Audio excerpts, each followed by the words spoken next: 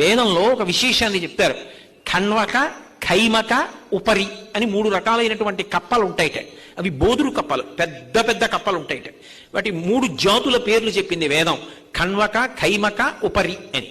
ఈ 3 కప్పలు తాము అరిస్తే పాము వచ్చి పట్టుకుంటుందని వాటికి తెలుసు. కప్ప అరిచింది అనుకోండి, పాముకి తెలుస్తుంది కప్ప ఇక్కడ ఉందని. అందుకని నిశ్శబ్దంగా ఉండాలి. కానీ ఈ 3 జాతుల కప్పలు ఏం చేస్తాయంటేట, వర్షం పడి నీళ్లు భూమి మీదకి వస్తే, స్వామి వాన ఇచ్చావు, నీకు మేము కృతజ్ఞత చెప్పకుండా ఉండలేం. ఒకవేళ మేము అరవడం చేత మేము ఎక్కడున్నామో గమనించి పాములు వచ్చి మమ్మల్ని కరిచేస్తే కరిచేయని, తినేస్తే తినేని, నీకు మాత్రం మేము కృతజ్ఞత చెప్తామని బెకబెక బెకబెక బెకబెక అని 2-3 రోజులు అలా అంటూనే ఉంటాయిట.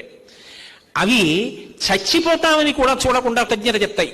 అందుకే వానలు పడకపోతే ఈ ఖణ్వక, ఖైమక, ఉపరి అన్న 3 జాతులలో ఉన్న కప్పని తీసుకొచ్చి పల్లకీలో పెట్టి ఊరేగిస్తారు.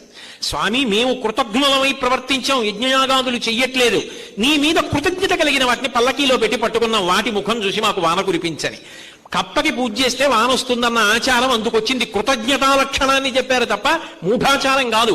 విషయం తెలుసుకోకుండా అదే పనిగా విమర్శించడానికి తేరగా మన ధర్మం ఒకటే దొరుకుతుంది, మన దురదృష్టం. కాబట్టి సనాతన ధర్మంలో వేదం ఎందుకు చెప్పింది అంటే, కనీసం కృతజ్ఞుడి కాళ్ళు పట్టుకుంటే వాడి ముఖం చూసి మనం వదిలిపెడతాడు, వర్షం కురిపిస్తాడు.